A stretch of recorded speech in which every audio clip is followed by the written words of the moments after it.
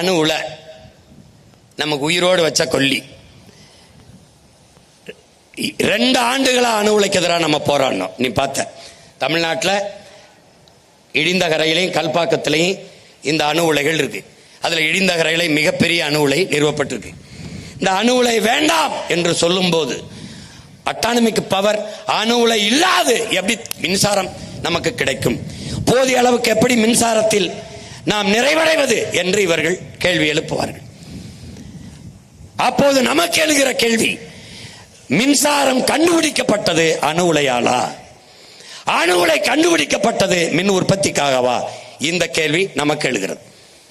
இதை அறிவார்ந்த என் தம்பிதங்கள் கேட்டு பார்க்கணும். அணு உலை கண்டுபிடிக்கப்பட்டது மின் உற்பத்திக்காக அல்ல, மின்சாரம் கண்டுபிடிக்கப்பட்டதும் அணு உலையால் அல்ல. இப்ப அந்த அணு உலை செர்னோபில்ல 1986 வெடிக்குது. உலகத்தின் பேரழிவு.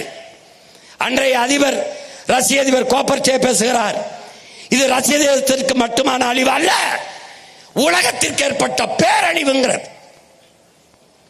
நாம் நம்பினோம் இந்த விஞ்ஞானிகள் நம்மை காப்பாற்றுவார்கள், ஆபத்து பார்ந்தவர்கள் என்று ஏமாந்து விட்டோம் என்கிறார்கள்.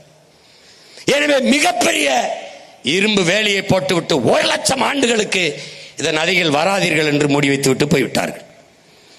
86 வெடிக்கிறது.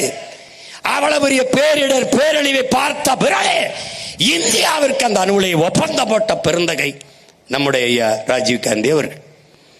இந்த அணு உலை முதலிலே கேரளாவுக்கு தான் வருது.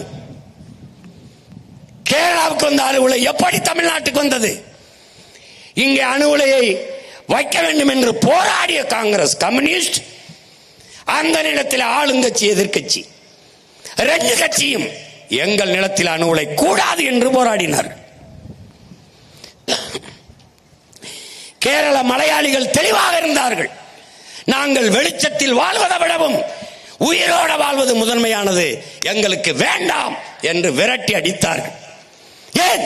அவனுக்கு முதலில் சொன்னது போல நல்ல தாய் தகப்பனுக்கு பிறந்தவன், அந்த மண்ணின் மகன், மண்ணையும் மக்களையும் உயிராக நேசிக்கிறவன் தலைவனாக இருந்தான்.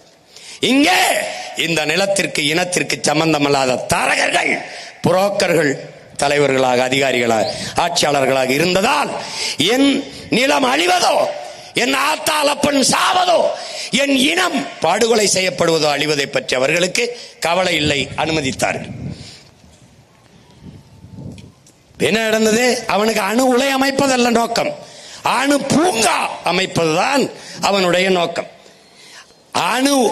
அணு குண்டின் மீது அமர்ந்திருப்பதும் அணு உலைக்கு அருகில் குடியிருப்பதும் 2 ஒன்றுதான். இது அண்ணன் சொல்லல.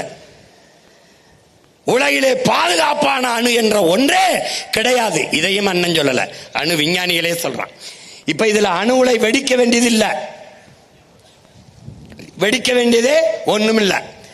அணு உலையை குளிர்விக்கணும், அணு உலையை குளிர்விச்சுக்கிட்டே இருக்கணும்.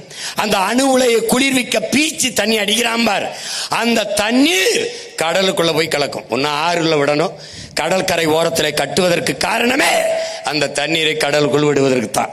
விடுவதால என்னன்னு பாரு, என்ன நடக்குதுன்னு பாரு. உனக்கு